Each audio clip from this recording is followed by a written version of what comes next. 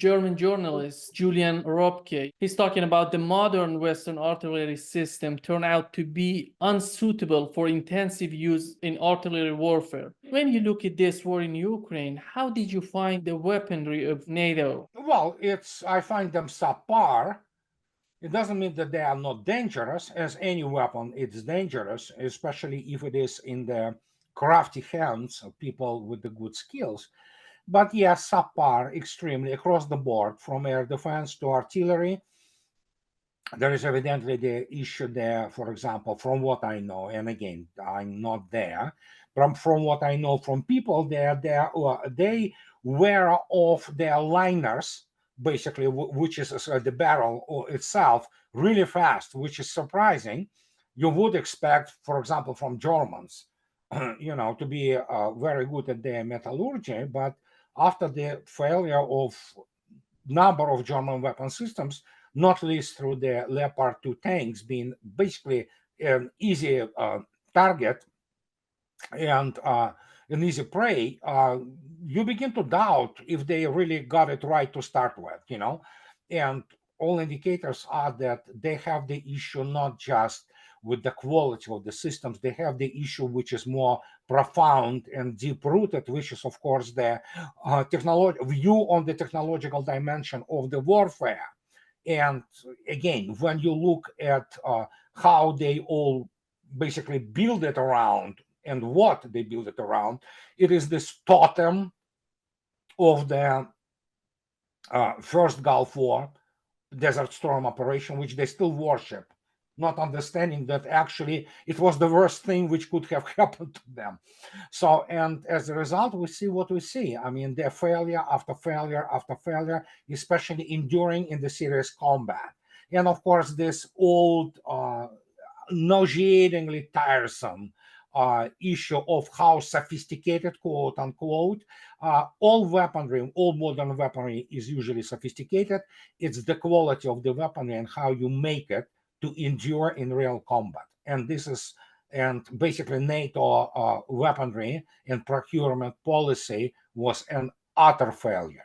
When it comes to production of these weapons, there are a lot of discussion how the United States is not capable of producing at the level that Russia does. What's the main problem? What's the core problem? The main problem is, it goes through all my writing for the last 10 years, those weapons are done for sale.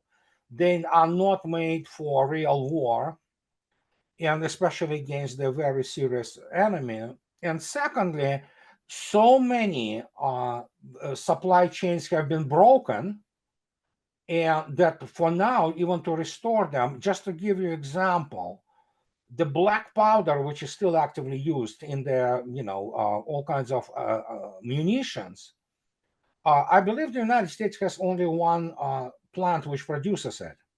I believe it's in Louisiana or somewhere there in the South.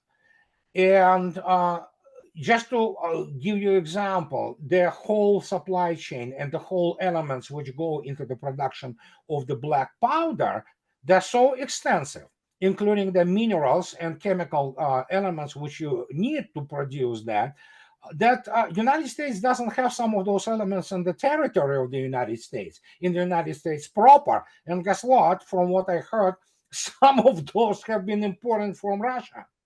I don't remember what type of the chemical. I'm not chemist, but this is just the example. And when you look across the whole thing, across the whole spectrum of the military production, yeah, it's pretty much broken supply chains over pretty much anywhere. If you look in the production, especially such things which obviously the artillery shells and things of this nature, and then suddenly you begin to recognize that money, money are not worth much when you have nothing to buy with them, and that's the whole problem. And the whole sectors of American economy, which was connected to the military industrial complex, have been basically eliminated. And then suddenly you cannot just restore military industrial complex. You have to restore all those suppliers, all those industries which provide those elements. And They are not there anymore. And the worst part, of course, there are no cadres. There are no professionals who can do it. Can we say that in the United States, we have the monopoly of these factories, these enterprises? When it comes to Russia, is the monopoly of state? It is the state control. It is the anathema for all those free enterprise fundamentalists in the United States, because they no Ivy League school, be that Georgetown, Harvard, or whatever, and especially when they teach this government, whatever that means, and international relations or whatever they study there, which is not good, they will not be able to wrap their brains around that when you have critical elements of the state control and management primarily, and state, the government, if you wish, monopolizes, which is supposed to be the right for the violence. That's what makes it very important. And violence, organized violence, is war. It monopolizes its views on how the military industry operates. And then, of course, you add here the Russian general staff. Essentially, the organization which not only basically runs the combat control of Russian armed forces, it is also intellectual center for the development of the warfare. And they are the ones who formulate technical and tactical requirements for weapon systems. This is not how it exists in the United States. And because obviously, Russia also have obviously it's some sort of competition within the military industrial complex of Russia, but it is different type of competition. It's primarily about financing, but they are doing what is known in Russia as ГОЗ. ГОЗ literally means Государственный оборонный заказ, state defense order.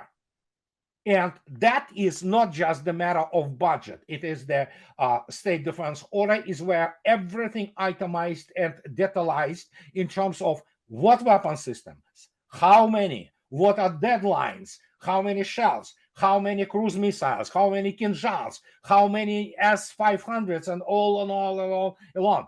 Finally, which is very interesting, last year the Kremlin issued the order to finally close some of the articles which are presented in the ГОЗ, which is the state defense order, is basically to make them classified back again, because enemies are not supposed to know what is being developed. And of course, Russians approach the R&D, research and development of weapon systems, very differently from the United States. So, and that goes also in the testing programs, and that's the difference. And yeah, Russian state doesn't play jokes. Russian state knows what it means to defend itself, because Russia was fighting out of 1,200 years of the Slavic tribes of Russia. They fought nonstop for 850 years, defending the land from just all kinds of invaders. And the United States obviously doesn't have this history. They don't understand what it is. And sitting behind two basically oceans, what do you expect from them? It's cavalier attitude, so, well, there you go. I'm not sure they're going to learn this lesson, but, and I don't think so they will, because there is no cultural and mental, basically, factors which influence it in the proper direction. There you go. And again, nobody really wants to attack United States. It is United States which is an aggressor pretty much, mostly throughout its whole history, so there you go.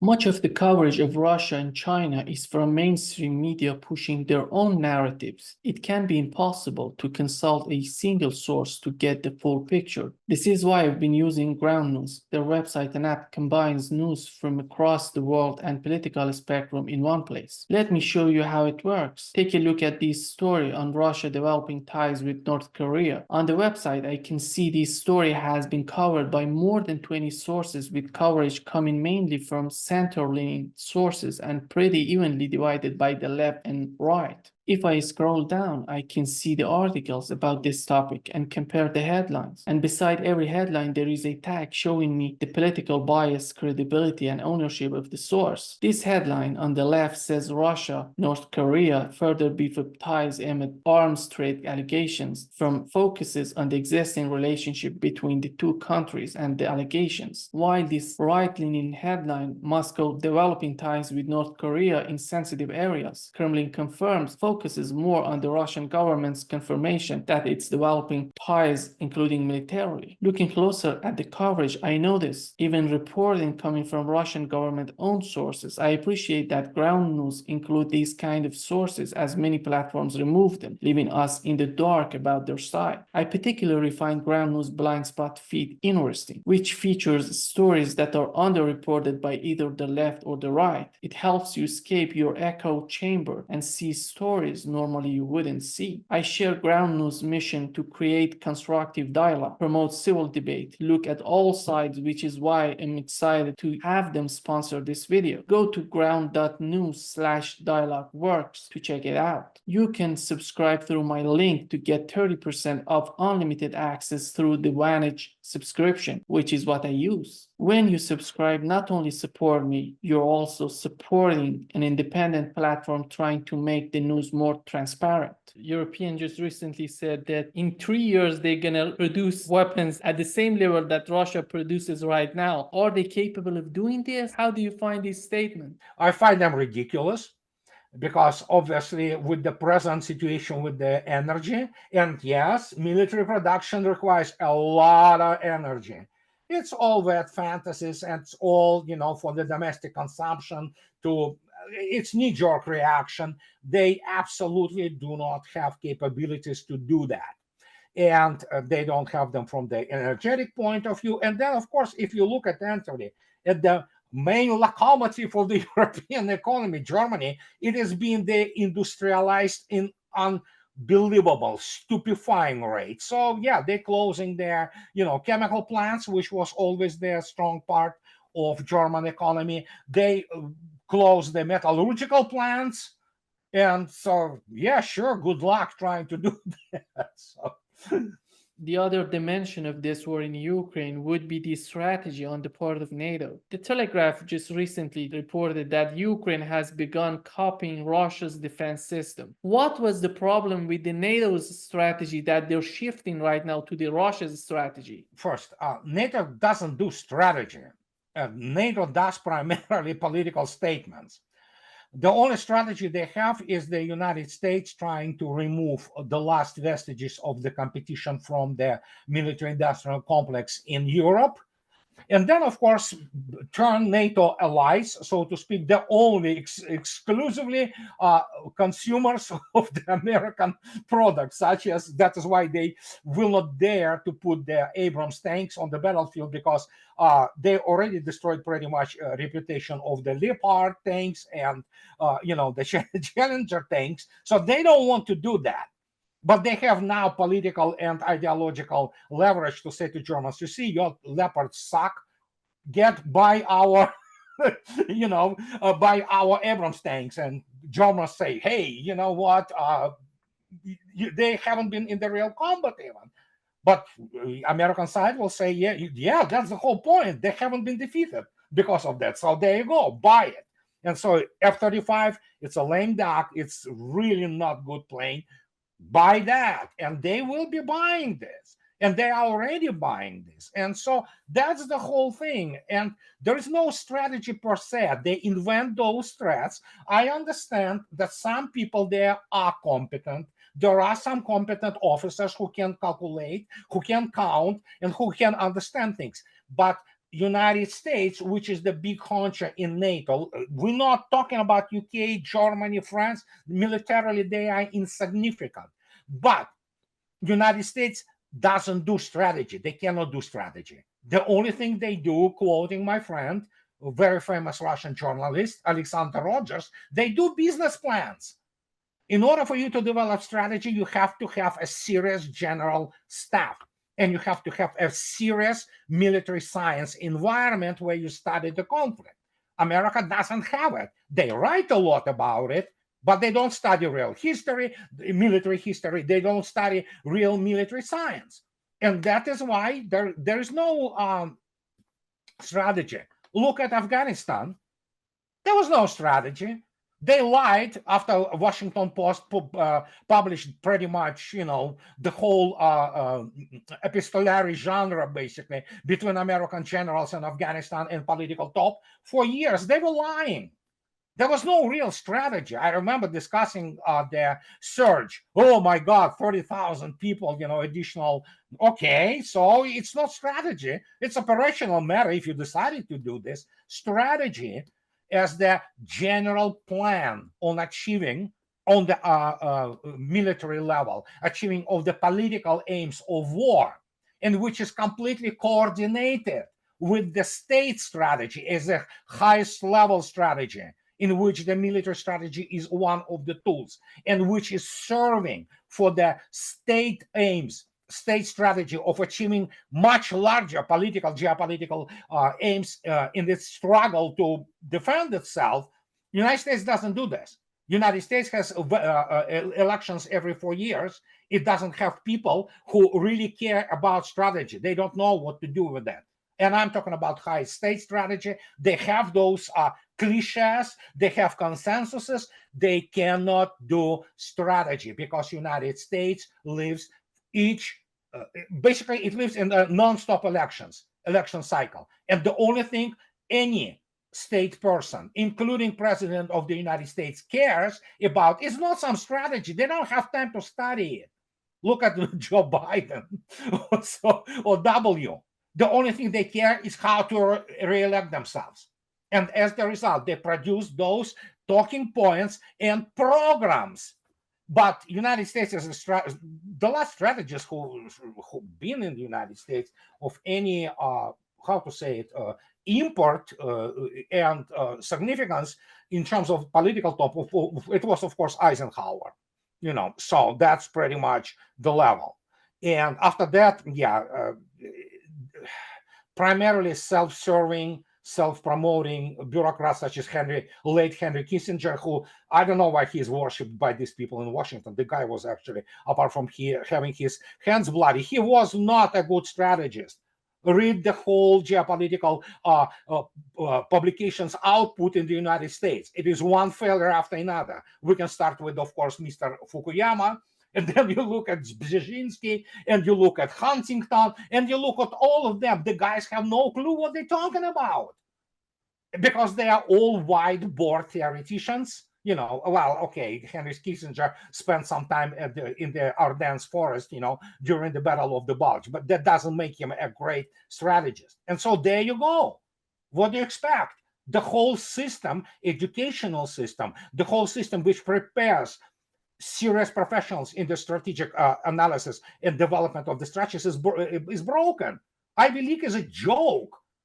Look at their professors. My God, the guys are dumb as stumps, and this the same goes for pretty much anybody, So when you had the Madeleine Albright teaching in Georgetown, what could she possibly teach there except for genocidal aspirations? And there you go. The head of intelligence in Ukraine says that Ukraine will not be able to continue fighting without forced mobilization. How did you find the outcome of this forced mobilization so far in Ukraine? Is that possible for Ukraine for the situation they're in right now? No, it's not possible. And again, it will not be possible even with the money. Well, they will try anyway with the money if this package of $60 billion somehow passes the, Senate, U.S. Congress, basically. And how to put it politely, it's already well known. It's in Russia. It's almost a meme that the United States wants to fight Russians to the last Ukrainian. And guess what? It probably will, but it will not change outcome. No matter how much weaponry they send there, no matter how much money goes there, they may extend the agony of the Ukrainian state a little bit longer. But in terms of the mobilizational potential and complete demoralization of the population, Ukraine, as we know, it is over. So if they want to catch now 70-year-old men, they're already doing this. They're already doing this. There is a 43,000 women right now at the front lines there. Russians already openly, warning in media, and obviously Russian army is very well aware of that. That actually be careful, because they are really sadistics. They are fanatic. Women could be extremely cruel, much more cruel than men, and so they say, yeah, treat them as the combatants. When you attack them, no, don't spare their lives as you would otherwise, will not with the regular VSU, Armed Forces of Ukraine soldiers. So that's already been issued. But that tells you what is going on. Look at the videos of the Ukrainian armed forces. These are people who are, my gosh, 50s. That is just absolutely mind-boggling. They are literally killing the male stock of the nation. It seems that Zelensky decided to dismiss Zelensky. Is the Biden administration doing something in this game between Zelensky and Zelensky? I think so. There is some, obviously, play by the United States. It's inevitable. It's an American project through and through. Obviously, Zelensky understands that, you know what, they are pretty close to mutiny there.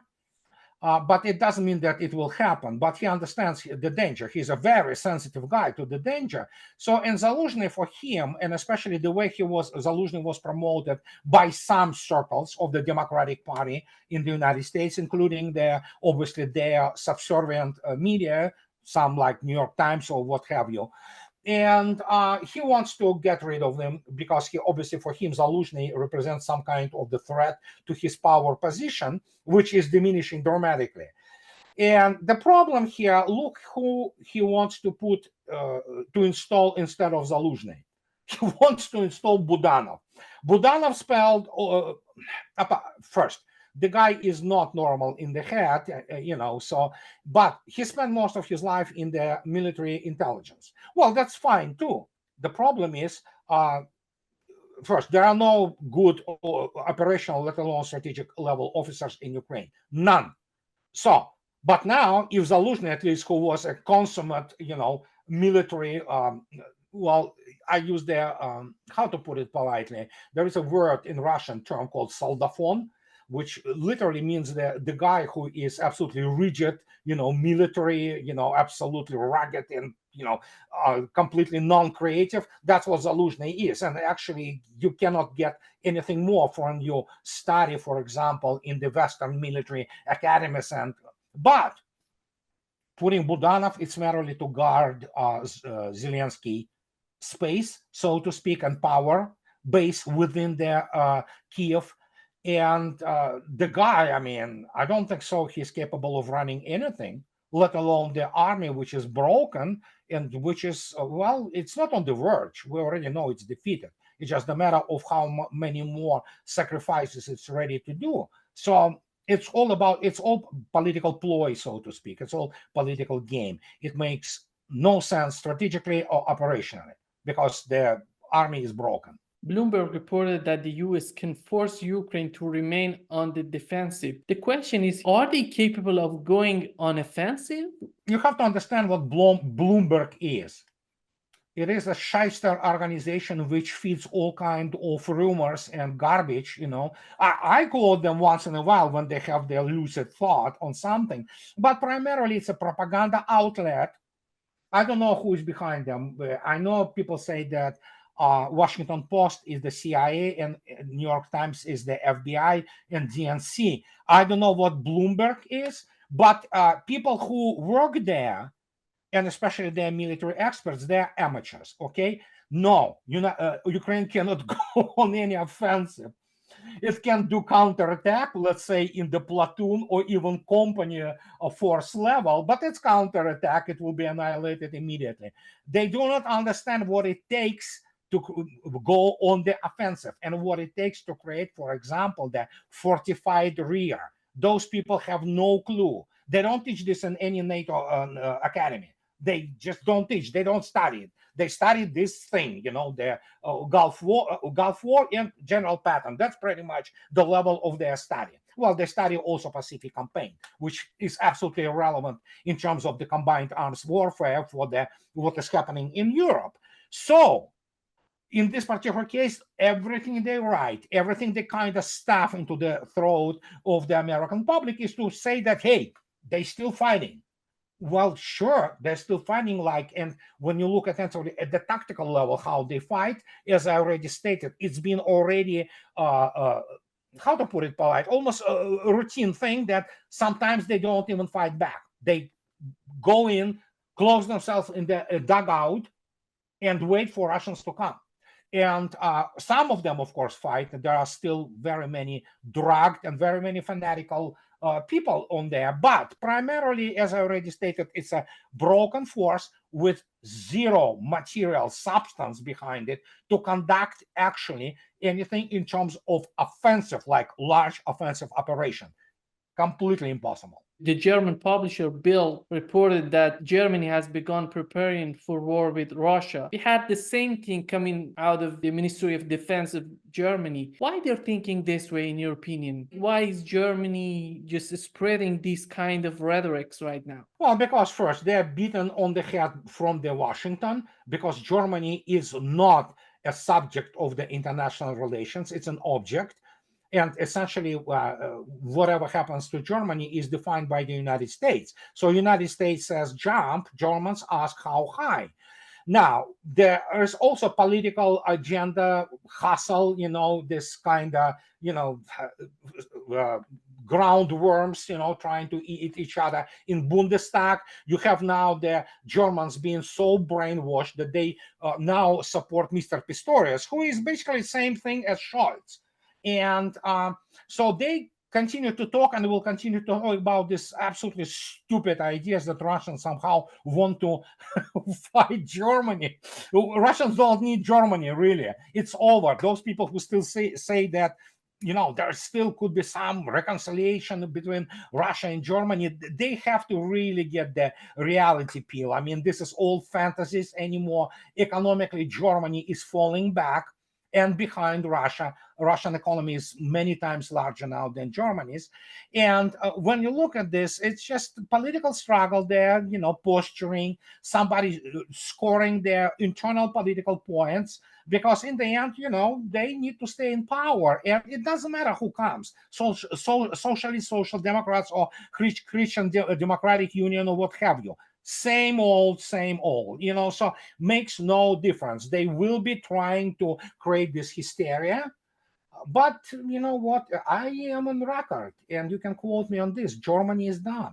It is done as the industrial power, and we don't know if it will continue as a nation within next couple of decades, because what is happening there it's a catastrophe, basically. And it will be the Weimar Republic in coming years. Ukrainian armed forces speaker stated that they stopped importing F-16s and missiles to Ukraine because of fear of Russia, because they're fearing that Russia would bomb these kind of weapons. When it comes to this type of strategic bombing, with what we've seen so far, how do you see this intelligence? Russian constellation of their military intelligence, and I'm talking about satellites. It is smaller than American one, but again, Americans rely very much on their commercial satellites, which Russia, by the way, now begins to launch the Project Sphera. So it's the second best recon satellite constellation in the world. So, and not only that, Russians have a very good human intelligence on the ground in Ukraine. So it's possible, but how probable it is, I don't know. And then in the end, it's basically anything in terms of what flies, which is being supplied to Ukraine. It's one sortie unit. They usually take off, launch something, staying as far away as possible from any kind of the front edge of the Russian air defenses. And of course, they are not consulted, they are basically controlled by the American and British intelligence assets, such as, aircraft. But you know what? There are things changed, okay, in the last year very dramatically. So it's increasingly difficult for them to keep this, secret. And yeah, Russians eventually will know where all this is, and they will do what they're supposed to do. They will blow it up.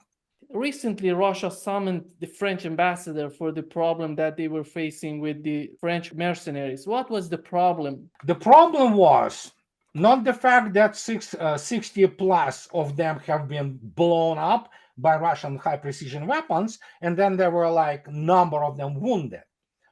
It is the fact that if that they would have been so-called volunteers or purely mercenaries, the guys all over France, they just joined some French neo-Nazis and all that, Russia wouldn't have called French ambassador into the Ministry of the Foreign Affairs. The only reason he was called there, which is in itself very important diplomatic move, is because he probably knew he would be presented with the irrefutable evidence and proofs that these were not just mercenaries. Most likely, these were the cadre officers, probably intelligence and from French military.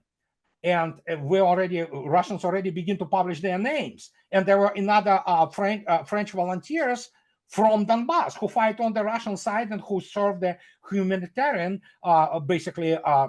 purposes there. They beginning to leak those names.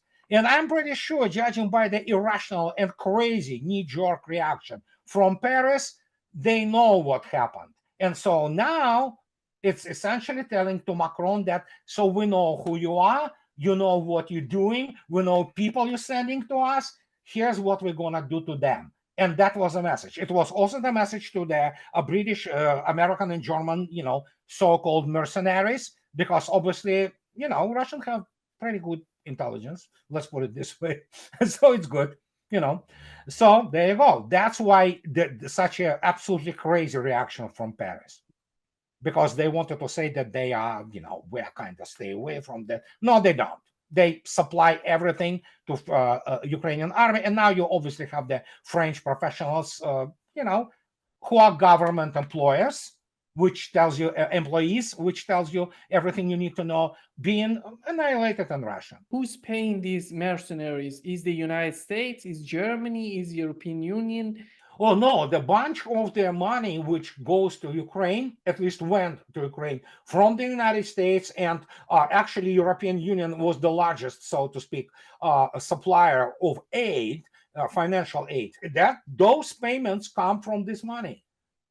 If you get paid, of course, because many of them have been simply killed not to pay them after they serve their term. But yeah, that's where the pay comes from. So basically, the Western combined West finances those mercenaries. One of the important issues that led to this war, this conflict in Ukraine, was this misunderstanding or not knowing what Russia is and how capable Russia is. Because if you remember Barack Obama, when he was in power, he said Russia is a regional power. This is a huge statement on the part of a president, especially president of the United States. It seems that the information, the intelligence he's receiving is not based on facts and reality. We've been in this conflict for 19, 20 months. Do you think anything is changing on their part? Are they understanding how capable Russia is and was? No. Well, some do. Generally, the whole system which exists of this, as I already stated, there is no competent strategic analysis in the United States anymore. It was always the issue of the serious strategic analysis and intelligence analysis on this issue. It was always kind of problematic, but at least they had their, appropriate tools, so to speak. They don't have the toolkit anymore to do so. And let me put it this way. For example, Western economic indices and statistics is garbage. Most of it is fraud. It doesn't reflect any kind of the economic actually weakness. The combined West economically is not powerful. It still has some strengths, make no mistake. It still produces a lot, but it have nothing to do with the what is called the market type reflection on the economies. But they apply this flawed and actually misleading tool to Russia. And then, of course, as I already stated, and especially when you look essentially at what is happening in the, let's say, American military education, you can, read the book by Stephen Bakken about the, for example, situation with the U.S. Military Academy at West Point. It is horrifying. I mean, academically, it's just absolutely mind-boggling. It's complete implosion. So when you have this type of and we're talking about a new generation which went through this and which already reached those colonel, brigadier general, and general ranks. Those people don't know what they're dealing with. So and it comes across the whole spectrum of the political, military, economic activities, and that is why they miscalculated on the historical level. But then again, you have to understand, they don't study real war military history. They don't study World War II history the way it unfolded. Because obviously, if you begin to look at the real mathematically supported, model supported, document supported World War II history, it turns out that United States wasn't the biggest power. That's one of the things. And yeah, it's very nice that it was arsenal of democracy and producing things, but the fighting was done primarily by Russians in Europe. 80% of the creme de la creme of the Wehrmacht, SAS, and European divisions have been annihilated on the Eastern Front. Granted, with some help from the United States. Nobody tries to diminish it, but again, it never arrived in required quantities, before 1943. Soviet Union did it practically on its own, and this is the thing. But when you have the history, which is pretty much Hollywood, and it is taught like this, what do you expect? So you live in this confabulated world. You try to basically fit whatever the models or mathematical apparatus you use for operations towards that outcome, which is desirable outcome. Not how it did happen, not how it works, but how you want it to come out. And as the result, the corruption happens, the rot penetrates basically the whole system. And in the end, you have people like David Petraeus, or these clowns from the Institute for the Study of War. They wouldn't be allowed to command a battalion in the serious military. These people lost every single war they fought, and now they say, oh, yeah, sure, we lost in Afghanistan. So now let's take on Russia. We prepared the best proxy. And so, well, there you go. Here's the result. They don't know anything better. As I already stated, the military strategic thinking in the United States is absolutely rigid. It's not high class.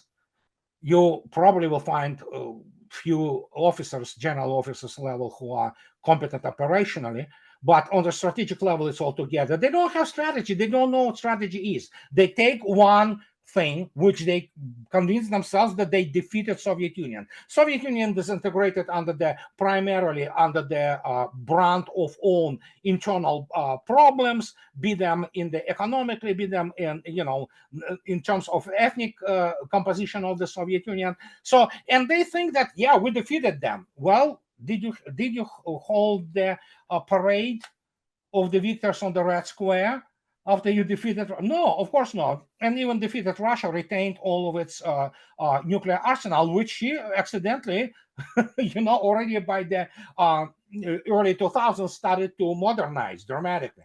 So when you look at this is like, yeah, sure. Again, confabulation, completely made up history. And they do not learn any serious lessons from that. And as the result, they look at their capitalization of Apple or whatever, Walmart or whatever, Walgreens, and they think that it somehow influences their military conflict and warfare. They are absolutely, this is insanity. These people don't know what they're dealing with. And as a result, yeah, this is the miscalculation on the unprecedented level. And again, for some reason, they think that when you kind of do it, make allowance for their age and for their time, they think that they're better than Wehrmacht. No, they are not. They're not even in the same league, So, but there you go. When you look at Europe right now, how long the United States can force Europe to stay in this fight between Russia and the United States? Do you think, are we going to see some sort of sea change in Europe? Well, it's possible, but you also have to keep in mind that this is a warm up. And Vladimir Lenin, actually, smart guy, by the way, great revolutionary tactician, he wrote a wonderful thing about the properties of the revolutionary situation.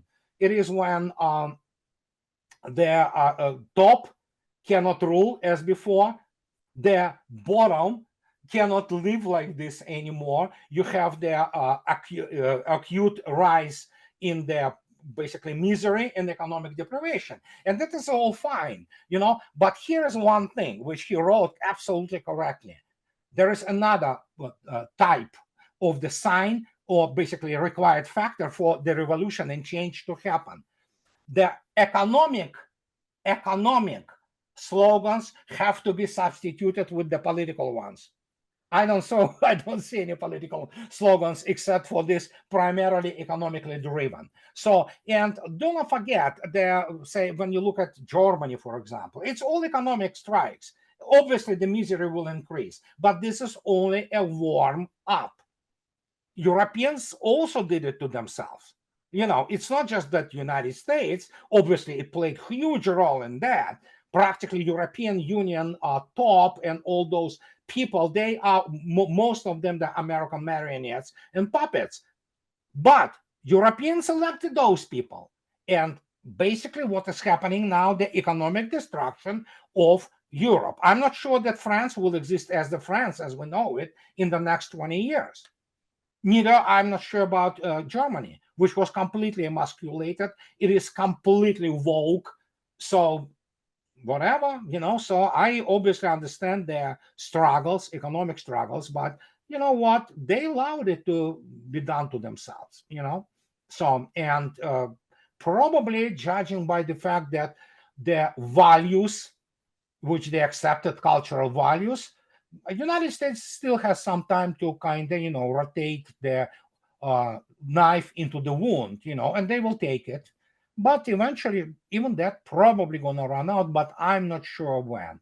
But yeah, the governments are somewhat shaky, but shaky doesn't mean that the path is going to change. They will remove Scholz, they put Pistorius. What difference does it make? The thing will continue and they will vote for it. They will agree on that. Macron, I don't know how many times you can run.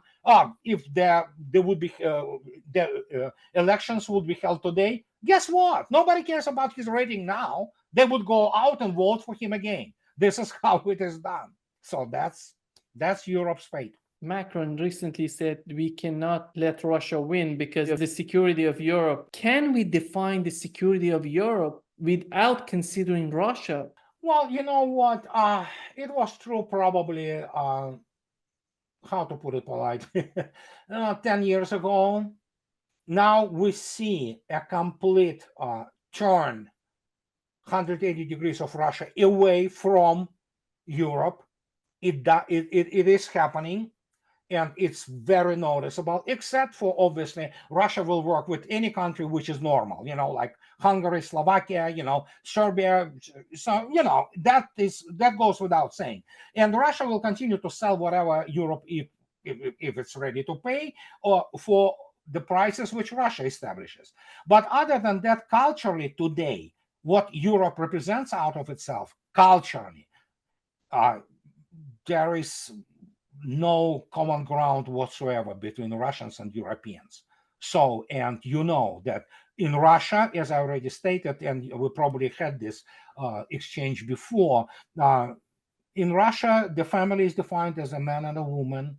There is a full protection of children. While for example, in Europe, you have the raging pedophilia, including on the top political class. So Russians are not gonna talk to and deal with these people. It just, so that's it, I guess, and if Europe will come around, I don't know, maybe not, but in this particular case, it's over.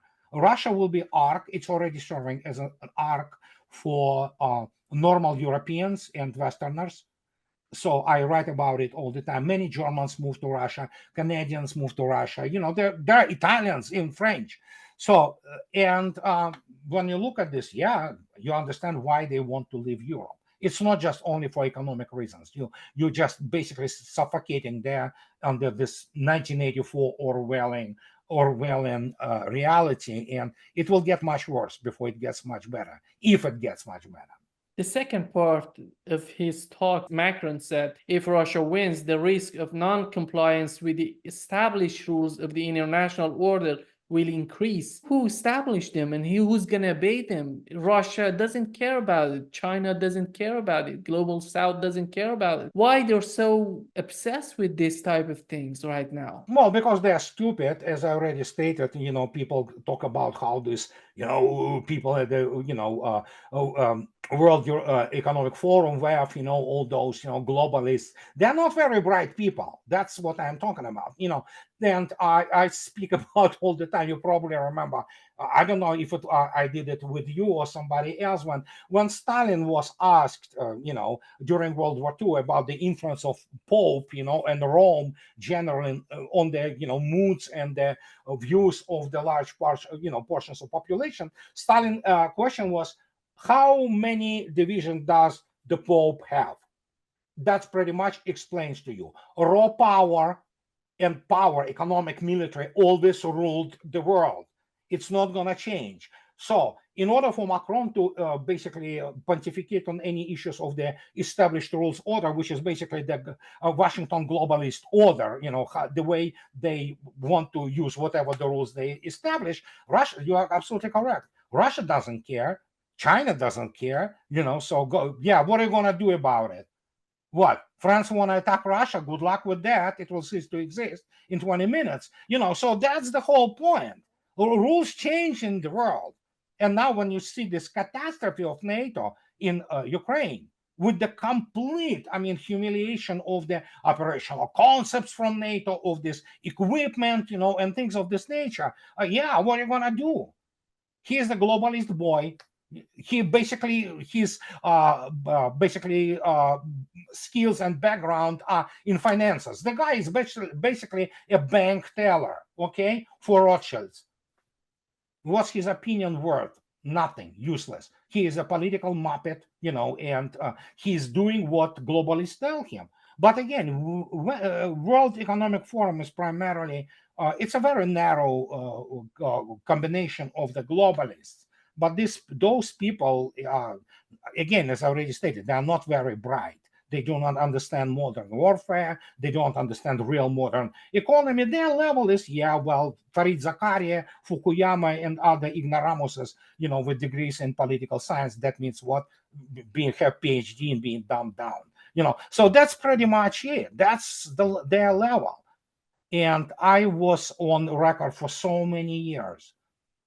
Military and warfare is the geopolitical tool of the first order. And you cannot have serious military without massive industrial economy in your country, which of course also works towards their consumer goods and things of this nature, especially dual purpose technology. And so now they suddenly discovered that. Well, good luck learning from this. I don't think so they're gonna learn. If there would be some sort of negotiations between the United States and Russia, do you think is that possible that what remained from Ukraine become part of NATO, or it's not acceptable at all for Russia? Absolutely not acceptable, and it's not going to happen. So If they will try to do some stupid things, Russia will destroy the rest of the Ukraine. And again, as I stated, the dynamics of the war changes. Their objectives do change a little bit. They get adjusted to the change of the international and geopolitical situation, which was brought about by the same, for example, special military operations. Russians wanted neutral Ukraine in the February 2022. And at January 2024, Russia wants the rump of Ukraine totally under control from Kremlin. And the rest of it, well, we know that Western Ukraine, most of it goes to, to Poland. and Hungary will take part, Slovakia, and Romania probably will take Bukovina.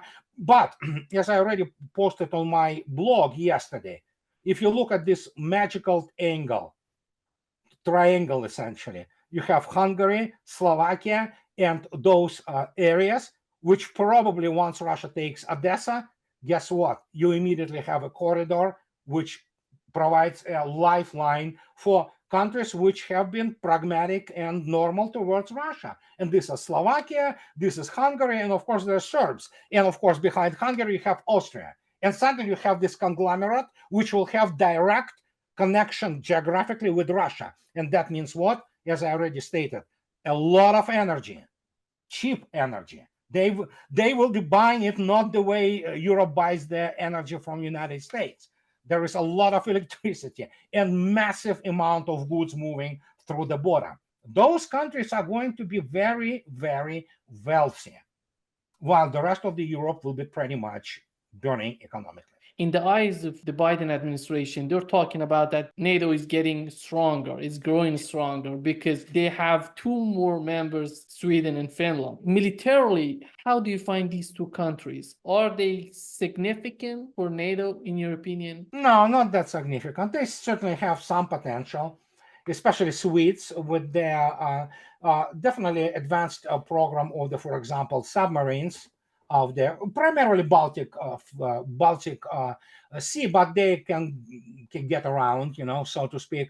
They have some, well, how to put it politely, some capability, but it's not going to change anything, especially with the restoration of the Leningrad military district, whose firepower is just absolutely overwhelming. So, and yeah, they will be countered. They are being countered. They think that the more members they have, the better it is, which is not. And the core of the NATO always have been these four countries: Germany, Italy, France, and United Kingdom. The rest of it is just basically, attachments, let's put it this way, in Europe. So, and no, they're not stronger. And again, we are looking at the failure of the fundamental strategic military technological development. They literally have their weapon systems and operational concepts being torn apart in Ukraine. And some of them understand the catastrophe. So in this case, whatever they do, yeah, well, they can continue doing, but Russia has her own way, and obviously Russia will never, push away or slap away the hand of cooperation, which will be stretched towards Russia, as I already stated, Hungary and Slovakia, and so, but really nobody cares what they think and how they will proceed, because I already stated the strangulation of Europe economically is actually accelerating right now as we speak. And again, you are absolutely correct. There are farmers, demonstrations and strikes all over Europe now. Not only Germany, there are Poland, of course, and Poles have huge issues economically. So, but they are, they're doing pretty much more of the same, and it's not going to end up well for Europe, obviously. How do you find the way the United States and the UK is fighting Houthis in the Red Sea? Well, it's difficult to say for starters, because what we can rely upon are obviously only reports in the official or corporate media. And I would say this way: I do not take seriously either of them, be them from, for example, European or NATO side, or from the Houthi side. Both sides obviously exaggerate dramatically, both are into propaganda. So it's difficult to say. But the fact that Houthis actually survive at this stage and really don't care and challenging United States and UK, that's in itself, in the eyes, for example, of the Arab street, is huge. And it is huge. They can bomb them. Saudi Arabia bombed them for years, didn't get them anywhere. So the same continues with here. It's just the matter of what kind of a technology or access to what kind of technology they will get eventually. Because obviously it's very difficult to attack, drones and old, almost ancient, subsonic anti-shipping missiles, it's not that easy, especially when you have to do it like one, maximum two missiles at one times, which is this very small salvo. Because in order to break through the air defenses, you have to have a very structured and specially designed salvo, which involves numerous of the missiles.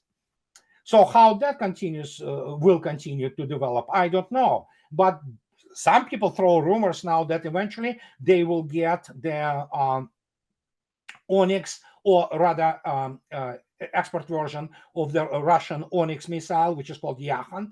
It is a terrifying supersonic weapon, but I don't know if they will get it.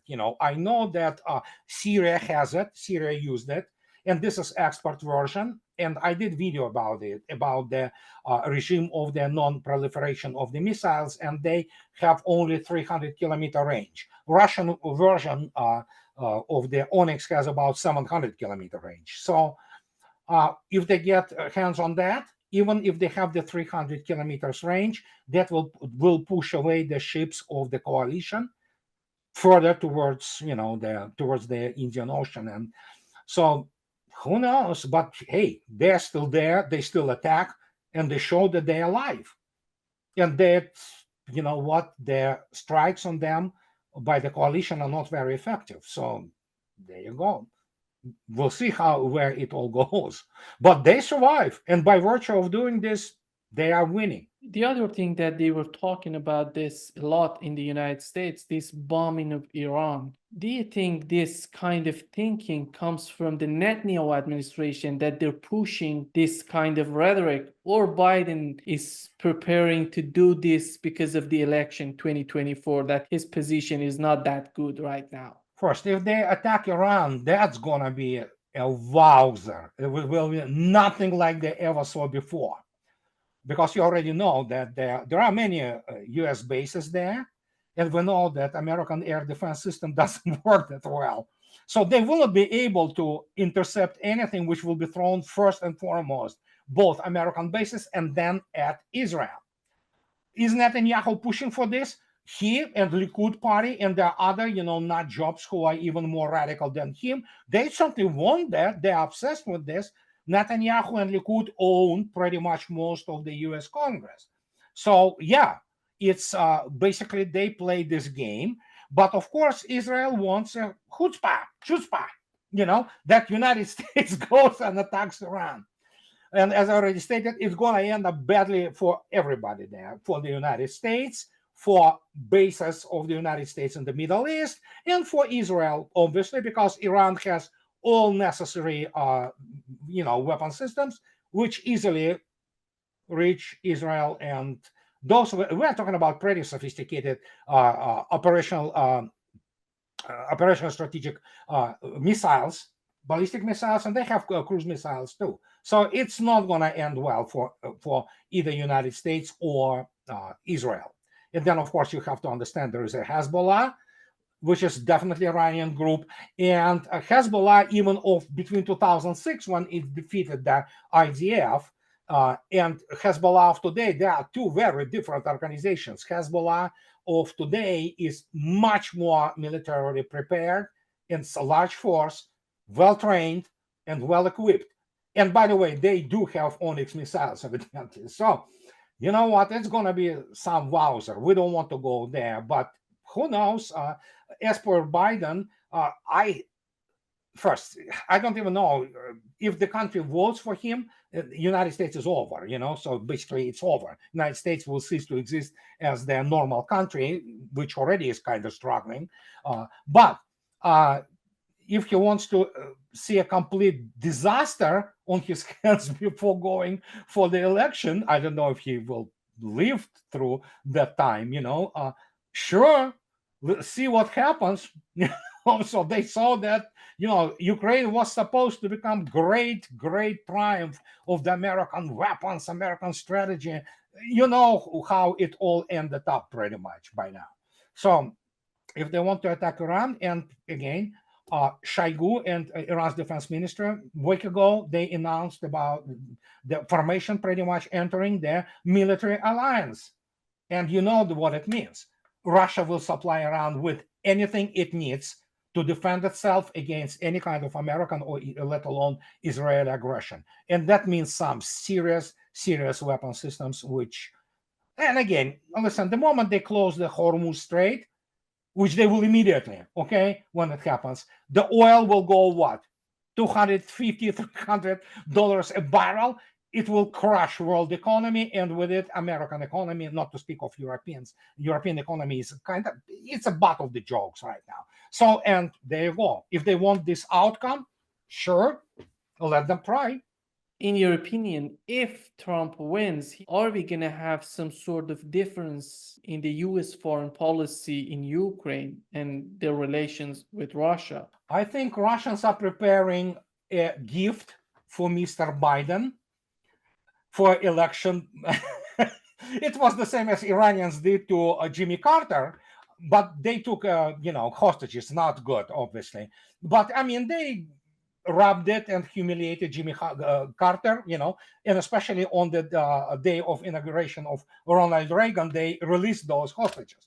That was literally spit into the face of Jimmy Carter. Russians, of course, have a much, much greater leverage with Ukraine. So they would probably prepare some gift like Ukraine ceasing to exist for Mr. Biden for the election year. But Trump is the, you know what? If obviously for some miraculous reason he takes Tucker Carlson as his vice president, which he announced that it's not off the table, it's on the table, and he gets Colonel McGregor as his national security advisor, then we might see some things, changing to at least kind of for the better, but only if you get McGregor as national security advisor or Pentagon chief, which he's overqualified. Anybody who is running Pentagon today, they are just a bunch of the amateurs, basically. And so, but yeah, he is. Then who knows? Let's hope. We'll see what ticket will be for Mr. Trump. I don't like Trump, but obviously he is at this stage, at least lesser of two evils, So again, as I said, if country votes for Biden, it's over for the United States as a country. So, but I mean, we'll see. It's crucial year today. It was something, I don't know, anything in the modern history of the United States, nothing was like it is today. If Russia escalates the war during 2024, would that affect the Biden's popularity in the US? Well, that's pretty much the continuation of what I just said. Russia doesn't need to escalate the war. Listen, Russian general staff there are people who are there, who work in this central apparatus of Ministry of Defense of Russian Federation. Majority of those people are consummate professionals who know about warfare way more than Joint Chiefs of Staff knows, okay? And they know how to calculate. They do. And again, you have to understand there is a lot of modeling which is happening right now, or model adjustments, and a lot of military and political forecasting which is being done, not just by the General Staff of Ministry of Defense. It is also obviously SVR, Foreign Intelligence Service, by institution by Mr. Narishkin. You have Lavrov's Ministry of the Foreign Affairs. All them are doing also forecasting, strategic forecasting. They know when Ukraine runs out of everything. They're not going to tell us this date, but they know approximately when it's going to happen. That's what I am saying, that the great thing will be once their, for example, their election run starts and, campaigning, Russians can present a very good gift and quote unquote to Mr. Biden, that he will go into his campaigning knowing that Ukraine ceases to exist, which of course gives an enormous boost to Biden, or to Trump, and basically ruins the presidency of Biden, although he ruined it himself, or whoever was behind him. Obviously, he is not the man who makes a final decision. It is primarily most likely Obama and Clinton people who run this whole kabuki theater there. So, well, yeah, I'm on record. Obama is basically always was incompetent person. So, and there you go. We know the result. Yeah. In Western tradition, which is the democratic quote unquote wink wink, for example, passing of any bill is always presented as some kind of their victory. It is the same. Obviously, nobody cares what the consequences of the bill will be. So you see, because it's all about sports, it doesn't matter what consequences will be. It's like the guy goes into the ring, fight the boxer, sustains 2 heavy concussions, but he wins. Then, or he dies next day. That's the only way they view the world. That's their definition of victory. So they never think about the far-reaching consequences. So if they pass this, will it change anything? Nothing. They maybe will allow to conduct the rest of some kind of mobilization. They're not going to get 500,000 people. They're probably going to get 100,000 of disabled, old people, women, and youth. So they will be slaughtered at the front line, and the Russians will say, hey, you see, we told you. Everything about this is how to keep the state of Ukraine afloat. It is already dead state. It doesn't exist in functional sense. But they need to send money for Zelensky to pay some bureaucracy, to pay some people in the army, to pay some pensions. But you know what? As I already stated, it doesn't matter. It's not going to change anything. It's just gonna create more suffering for Ukrainians. And as the result, it won't make any difference whatsoever if it passes or not, because in the long run, it is the final result which matters. Not passing of some bill and saying, oh yeah, we won. Sure, go right ahead, So, and see how the Ukraine, basically once it passes, Ukraine will cease to exist as the state as such. Not just romp, but I mean state. Period. Over.